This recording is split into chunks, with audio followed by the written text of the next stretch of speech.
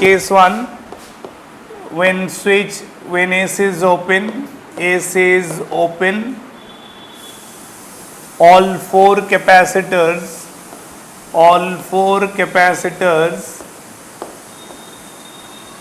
are equally charged.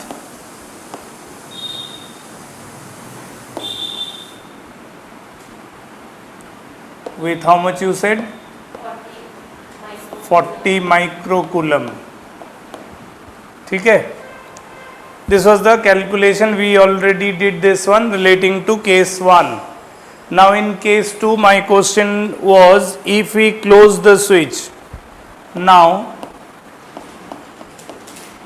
if switch is closed,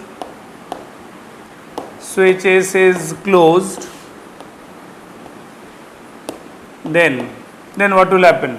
First of all, whenever we will close the switch,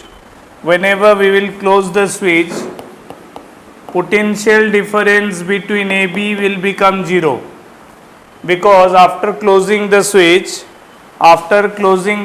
potential of A will be equal to potential of B, and that's the reason why the difference between their potential will be 0.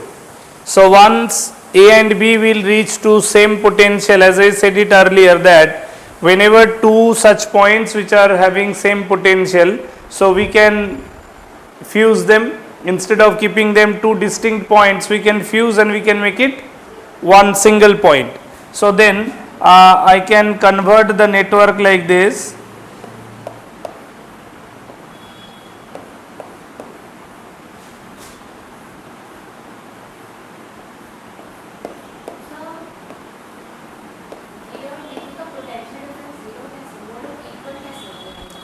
Because A और B के बीच में तो कोई energy consume करने वाला कोई arrangement नहीं है ना, कोई इलेक्ट्रिकल डिवाइस नहीं है जो कि कुछ एनर्जी को कंज्यूम करे, जो अपने में कोई पोटेंशियल डिफरेंस बताए. No such device is connected in between small A and small B. तो ओनली स्विच इज देयर. तो वो जो है एक कंडक्टिंग वायर है ऑफ जीरो पोटेंशियल डिफरेंस. इस वायर का तो कोई रेजिस्टेंस कहा नहीं है, तो इसीलिए इसका कोई पोटेंशियल डिफरेंस एग्जिस्ट करना नहीं चाहिए. तो that is the reason why जब भी तुम दो सेम पोटेंशियल पॉइंट को, है ना, कैसे समझेंगे कि दो पॉइंट सेम पोटेंशियल में है भी या नहीं. The simple way is that is there is any electrical device which can consume some energy. If no, then that means in that path there cannot be any potential difference unless and until it is mentioned the wire connecting those two points having any resistance. अगर resistance का बात mention करेगा तब हम लोग फिर Ohm's law लगा के उन दोनों पॉइंट के बीच में पोटेंशियल डिफरेंस का बात कर सकेंगे. यहाँ फिलहाल नहीं कर पाएंगे. तो यहाँ ए और बी जो है सेम पोटेंशियल का पॉइंट हो गया और नेटवर्क बन गया ये. अब देखो कैपिटल ए टू स्मॉल ए, ये C1 है, इधर C2 है, यहाँ ये C2 है, ये C1 है. तो अल्टीमेटली कैपिटल ए से कैपिटल बी तक जाएंगे तो जो भी चार्ज Q फ्लो करेगा, so that charge will be branched into two part going through C1 and C2. तो मान लो इसमें अगर मैं Q1 और इसमें Q2 एज्यूम कर देता हूं, तो वही Q1 और Q2 फिर वापस यहाँ मार्च कर जाएगा, है ना. अच्छा, अब देखो first of all between capital A and small A, मान लो कैपिटल ए और स्मॉल ए के बीच में जो C capital A to small A देखेंगे वो क्या है, इन दोनों पॉइंट के बीच में ये दोनों parallel. So effective capacitance will be C1 plus C2, that I can write down 6 microfarad. And similarly capacitance between small a to capital B, जिस स्मॉल ए तक गए हैं वहां से फिर कैपिटल बी तक देखेंगे. Again these are two parallel capacitors. फिर देखो C1 और C2 in between small A to capital B का हो या small B to capital B का हो, सेम पोटेंशियल डिफरेंस. तो यानी कि फिर से C1 प्लस C2, तो वो कितना हो गया 6 माइक्रोफेराड. तो एक capital A to capital B में जाते हुए एक इंटरमीडिएट जंक्शन है और उस जंक्शन के पहले भी 6 माइक्रोफैराड, बाद में भी 6 माइक्रोफैराड, यानी कि ये वाला लूप और ये वाला लूप में कैपेसिटेंस रेशियो 1:1। तो जब 1:1 होगा capacitance ratio between two extreme points, बीच में मान लो दो एक्सट्रीम पॉइंट के बीच में एक जंक्शन है और on either side of the junction जो भी कैपेसिटेंस वैल्यू है वो अगर 1:1 है, तो अल्टीमेटली इसका ओवरऑल मतलब क्या हुआ कि एक 6 माइक्रोफैराड है, यहां स्मॉल ए या स्मॉल बी कहो, फिर एक 6 माइक्रोफैराड है and then it takes to the junction B, ये जंक्शन ए है। तो जो चार्ज Q फ्लो करेगा वो सेम जाएगा, ठीक है। अब क्या है, जो चार्ज यहां फ्लो कर रहा है, यहां C1 का वैल्यू 1, यहां C2 का वैल्यू 2, लेकिन पोटेंशियल डिफरेंस यहां जितना है यहां भी उतना ही है। अक्रॉस C1 जो PD है, अक्रॉस C2 भी तो वही PD है, लेकिन PD सेम है। तो हम जानते हैं since Q is equal to CV होगा, so therefore Q can be written proportional to C if V is constant. तो अगर दो पैरेलल ब्रांच में V कांस्टेंट है तो जो करंट रेशियो होगा, सॉरी जो कैपेसिटेंस रेशियो होगा वही चार्ज का भी रेशियो होगा, हाँ या ना, कारण हमको तो पोटेंशियल डिफरेंस सेम लेना है। यानी कि कैपेसिटेंस रेशियो अगर 1:2 है तो Q1 और Q2 का भी रेशियो 1:2 होगा। Got my point. तो हम जो यहाँ ब्रांचिंग Q1 और Q2 का दिखा रहे हैं, Q1:Q2 इज 1:2। तो 1:2 कहने का मतलब है कि Q1 is 1/3 of Q and Q2 is 2/3 of Q। Clear हो रहा है कि नहीं बात? जब ये चार्ज रेशियो 1:2 है तो टोटल 3 पार्ट का ये 1 पार्ट, ये 2 पार्ट, तो ये टोटल का कितना होगा 1/3। तो कारण ये है ना कि हमारा इसके अक्रॉस जो पोटेंशियल डिफरेंस है, तो मैं अगर लिखूंगा Q1/C1 तो यहां क्या होगा Q2/C2 दोनों सेम होगा। तो Q1/C1 will be equal to Q2/C2। तो यहां से मैं रीअरेंज कर सकता हूं ना, Q1/Q2 that is equal to C1/C2। तो जो कैपेसिटेंस का रेशियो होगा वही चार्ज का रेशियो होगा। तो जैसे मेरे को कैपेसिटेंस का रेशियो पता है, सो सिमिलरली चार्ज का भी रेशियो पता है। तो चार्ज का रेशियो हो गया 1:2। अच्छा, उसी तरह यहां C2 to C1 देखेंगे तो फिर कैपेसिटेंस रेशियो 2:1, यानी कि इस ब्रांच का Q2 अब यहां Q2 जाएगा और इसमें Q1। Is that okay? So Q2 is 2/3 of Q and Q1 is 1/3 of Q।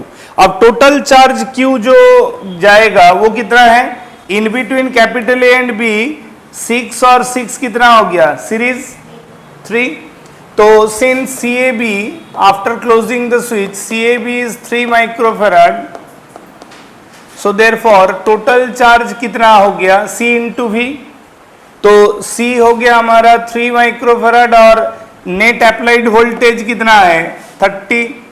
तो ये कितना हो गया 90 माइक्रोकूलम। मेन चार्ज जो अब जाएगा आफ्टर क्लोजिंग द स्विच, ठीक है, वो main charge from capital A to capital B कितना फ्लो करेगा 90 माइक्रोकूलम। अब उस 90 माइक्रोकूलम का 1/3 विल बी Q1 और Q2 विल बी 2/3। तो इसका मतलब Q1 being 1/3 of Q, that is 1/3 of 90, so Q1 will be 30 microcoulomb and Q2 will be 60 microcoulomb। तो यानी कि आफ्टर क्लोजिंग द स्विच जो C1 वाला कैपेसिटर है वो दोनों 30 माइक्रोकूलम चार्ज स्टोर करेगा और जो दो C2 वाला कैपेसिटर है वो दोनों 60 माइक्रोकूलम चार्ज स्टोर करेगा। समझ में आ रहा है कि नहीं? क्लियर है?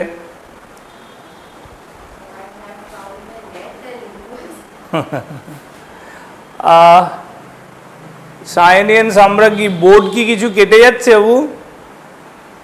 বোর্ডে পুরো বোর্ডে লেখাটা আসছে না কিছুটা কেটে গেল বলো তো?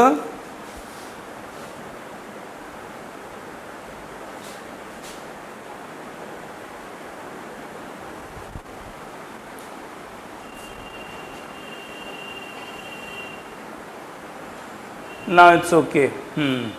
अच्छा, इसमें एक और चीज पूछेंगे सवाल तो मेरा रुकता ही नहीं है। सवाल ये है कि स्विच क्लोज होने के बाद, ये तो रीडिस्ट्रीब्यूशन ऑफ चार्जेस हुआ। पहले केस में क्या था, चारों कैपेसिटर 40 माइक्रोकूलम ईच स्टोर कर रहा था ना। अब जो स्विच क्लोज होने के बाद दो कैपेसिटर 60 और दो कैपेसिटर 30, तो यानी दो कैपेसिटर ऐसा है जिसमें चार्ज का लॉस हुआ और दो कैपेसिटर ऐसा है जिसमें चार्ज का गेन हुआ, हाँ या ना। C2 were initially storing 40 microcoulomb each, now they are storing 60 microcoulomb each, and C1 they were also storing 40 microcoulomb in previous case and now they are storing 30 microcoulomb. तो ये जो लॉस और gain of charge storage we can see, so can you tell me based on this change in charge storage that what we can read here, how much charge should flow through the switch? लिखो that after closing the switch, how much charge has flown through the switch? After closing the switch, how much charge has flown through the switch? Switch close होने के बाद through the switch branch that is in between small a and small b, how much charge has flown? कितना charge flow किया है बताओ जरा। 90। थोड़ा सोचो, इसलिए मैंने वो रीडिंग पहले नोटिस करवा दिया कि which are those capacitors they are gaining charge and by how much they are gaining. It is clearly known to us, and even we know the two capacitors, those who are losing the charge and exact how much charge they are losing. अच्छा, एक चीज बताओ तो, ये जो एक charge capacitor, पहले भी तो चारों कैपेसिटर चार्ज था ना before the switch was closed, और फिर जब स्विच को क्लोज किए फिर से फाइनल स्टेडी स्टेट में we can see different charges stored on C1 and C2। तो ये जो चार्ज, किसी का numerical value of charge storage बढ़ गया, किसी में चार्ज स्टोरेज घट गया, तो एक चार्ज कैपेसिटर को फर्दर चार्ज और ऐड करना या एक चार्ज कैपेसिटर का चार्ज स्टोरिंग को रिड्यूस करना, ये क्या मतलब होता है इसका? हम लोग कभी रियलाइज करते हैं कि थोड़ा खाना पूरा नहीं हुआ, अभी भी भूख है, तो कुछ और खा सकते हैं, है ना, ऐड तो कर सकते हैं, लेकिन खाते खाते तुमको रियलाइज हो गया क्या ज्यादा खा लिए तो फिर कैसे करेंगे? फिर तो एक प्रोसेस टाइम देना पड़ेगा ना कि उसको पचाना है ना, डाइजेस्ट कराने के लिए। तो चार्ज का भी वही है कि चार्ज कभी एक सर्टेन स्टोरेज है और उसको कुछ चार्ज स्टोरेज रिलीज करना है, जिसका चार्ज लॉस हो रहा है। मतलब क्या, पहले वो 40 माइक्रोकूलम चार्ज स्टोर कर रहा था, वो 30 करेगा, और जो 40 कर रहा था कुछ वो 60 कर रहा है, यानी कि उसको 20 और ऐड किया वो अपने में, और कुछ लॉस हुआ। तो मैकेनिज्म को समझो पहले कि जब कभी हम किसी चार्ज स्टोरेज में फर्दर उसका चार्ज स्टोरेज, मतलब किसी कैपेसिटर में चार्ज स्टोरेज ऑलरेडी है और हमको उसको और चार्ज बढ़ाना है, यानी कि मान लो this is one charge capacitor. So charge capacitor का मतलब उसके किसी प्लेट में पॉजिटिव चार्ज, किसी प्लेट में नेगेटिव चार्ज होगा। Let this is storing plus Q minus Q। अगर मान लो इसमें मेरे को if Q dash is to be added,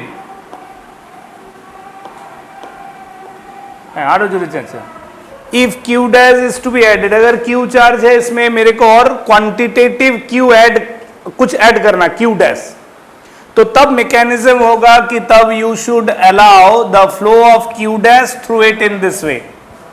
यानी कि जो पॉजिटिव प्लेट है वही तो चार्ज स्टोर करता है ना, नेगेटिव तो उसका इंड्यूस चार्ज को लेके जाके डिपॉजिट करता है। तो जो पॉजिटिव प्लेट है, ठीक है, अगर किसी चार्ज कैपेसिटर का चार्ज स्टोरेज को मैकेनिकली बढ़ाना है तो उसका मैकेनिज्म होता है कि यानी कि कोई अगर 10 माइक्रोकूलम स्टोर कर रहा है एक कंडीशन पे and then by changing the condition it is storing 20 microcoulomb, that means कि 10 को 20 बनाने का मतलब है और प्लस 10 उसके थ्रू फ्लो कराया जाए और वो ऑर्डर ऑफ फ्लो होना चाहिए positive plate to negative plate, ये ऑर्डर होगा। ठीक है, अगर मेरे को चार्ज ऐड करना है, क्लियर है बात, ये कॉन्सेप्ट हुआ। दूसरा कॉन्सेप्ट है कि एक कैपेसिटर है, इसमें ऑलरेडी चार्ज स्टोरेज है और मेरे को इसका चार्ज स्टोरेज को रिड्यूस करना है, इसमें प्लस क्यू है माइनस क्यू है।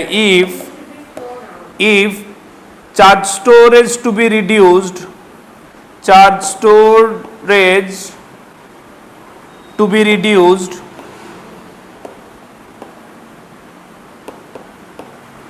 then Q dash should flow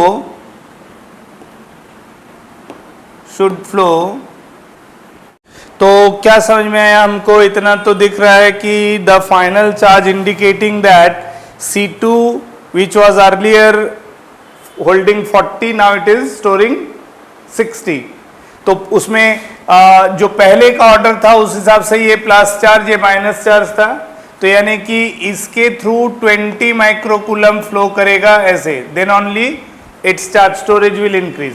ठीक है, अच्छा C1 जिसमें प्लस माइनस ये था, इसका 40 माइक्रोकूलम लॉस किया 10 का और 30 पे आ गया, तो यानी कि इस पे 10 माइक्रोकूलम चार्ज ऐसे गया होगा, then only it has been possible.